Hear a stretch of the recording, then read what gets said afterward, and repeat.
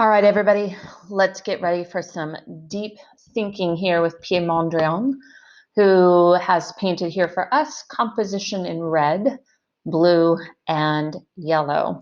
And I think you can see exactly why this art piece is called that.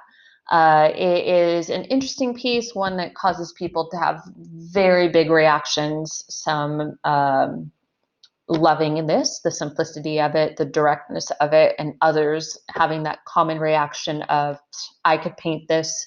Why is this so important? And hopefully by the end of the video, you'll understand that. So first of all, in terms of context and era, Mondrian is from an era that is sometimes referred to as neoplasticism, which means new plastic painting, where you kind of cleanse the art from things that are not necessary. And you're going back to the basics of the technique, be it sculpture or painting, and the mediums. Here, going back to the essentials of those techniques. And then sometimes it's also referred to as destilja, which is at the very bottom of the slide. I know that sounds weird. And if it looks like the style, that's exactly what it is, also known as the style. It is a Dutch art movement, neoplasticism and destilja.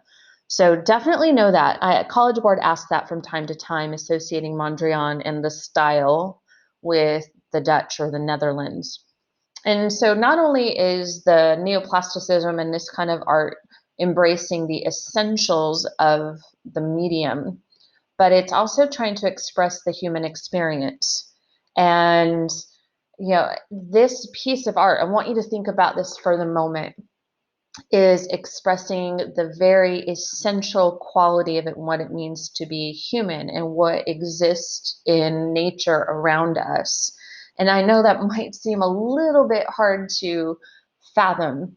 And like a painting by Da Vinci or a great Renaissance artist who creates the illusion of reality is more of an indication of our experiences and our reality, or a Giotto who's showing emotion. But like a Mondrian would look at that art and say, you're creating this illusion. You're creating and taking a medium in an art piece like painting, and you're making it into absolutely something it's not. And so these artists wanted to move from depicting anything at all that was realistic or trying to create the illusion of reality. And instead, what we're embracing here is pure abstraction. So there's no title that would, if I called this instead, like, I don't know, fire station, or even though if it looked exactly the same, by me titling it fire station gives it a connection to that object, that thing. So that's not pure abstraction. But by me calling this, or Mondrian calling this composition and then the colors, red, blue, and yellow, it is just elevating the basic formal qualities of the art piece. It's elevating the composition itself. So to these artists, only abstraction is the universal truth. Everything around you, you yourself, consist of shapes, lines, and primary colors of red, blue, and yellow. Red, blue, and yellow make up every color in the color wheel. And we're down to the basic, most simple shapes, which are geometric shapes. And we're down to the most simple of lines, horizontal and vertical. So we're kind of just tearing away at all the unnecessary things, the noise, and breaking painting down here with Mondrian to its most essential qualities, the most essential for the composition. So yes, it is inspired in many ways by Cubism, a Braque or a Picasso, I mean, linking it back to Cezanne and even Manet earlier, who are starting to embrace painting for painting's sake. Like painting is a flat, artistic technique. Why are we trying to create something that is the illusion that it's three-dimensional? So I think this kind of begins back with Manet, continues on with Cezanne, gets more and more kind of fulfilled with Picasso and Braque. And finally, you step here with Mondrian, you're at the height of that idea. The full kind of fruition of that idea is just to create this pure abstract piece where we're not depicting anything at all.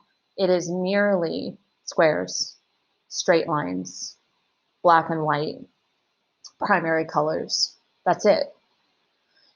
So Mondrian was also part of the process behind this is that he was part of a group called the Theosophists, which is a group in Europe that also believed in opposite energies or opposite ideas expressed a hidden unity. And in this particular instance, like these opposing forces, let's say a big square and a smaller one, black and white, that they are representing a unity of the natural and the spiritual.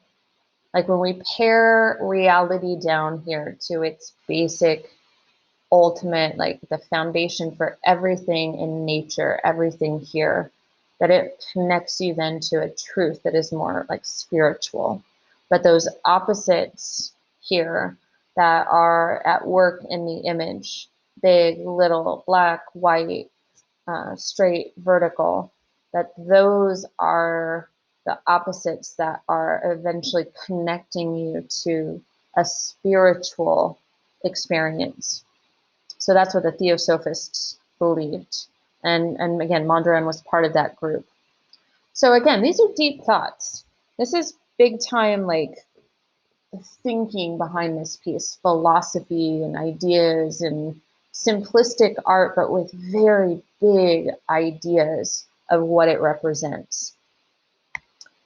So content here, primary colors, red, blue, yellow, geometric shapes, horizontal, vertical lines, black and white. Now I put shade and tint because if you add black to colors, you create a shade. If you add white to it, you create a tint of that color. And then just the reference of composition in the title, composition itself refers to the arrangement of formal qualities on the canvas. And then again, like the Theosophist, the harmony of contrasts. But if you look at the image though, it's like you can tell that a painter created this. It almost looks like not, but you know, there are cracks in it. If you get close up to some places, you can see the brush strokes or where he didn't quite get to the edge. So you can see that there's the hand of a human being here and a slight quality of painterly kind of creation that seems to be in slight contrast with the exactness and the perfection of straight, vertical, and the shapes and so on. So that's a harmony of contrast in and itself. It looks so perfectly made, yet there's still that sense of human creation behind it too. So I wanted to show you the next slide as well, because Mondrian is so influential. This art movement is so influential in fashion, especially in the 60s. You see a lot of Mondrian style, like dresses and shoes and so on. And I just like the Nike shoe. They did a Mondrian line.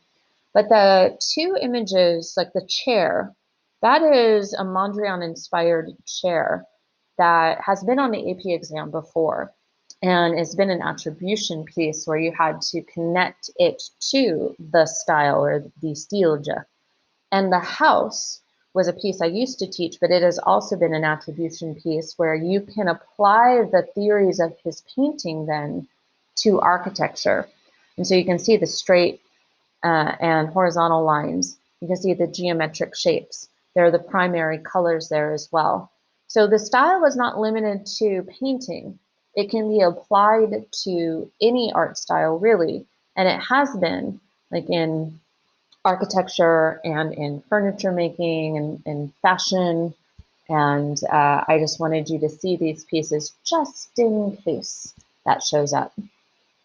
So for formal quality and function, I mean, formal qualities, this painting is, the formal qualities and the focus on those. So I could do color, the primary colors that make up every single color that exists in nature. I could do, the geometric shapes and the horizontal and vertical lines. But you could also do the balance of opposites. And that goes into the theosophist ideas, that balance and the harmony of opposites that can connect you to the spiritual.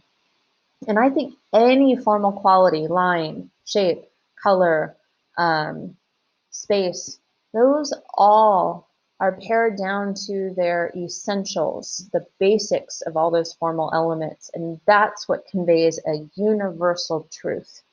Everything in nature, everything in life can be pared down to your basic elements there. That's what Mondrian's saying. And then when you do that, that's when you reach a higher level of spirituality and meaning and truth. So function here, you could definitely say spiritual. And then aesthetic is pure abstraction. So I would say aesthetic as well.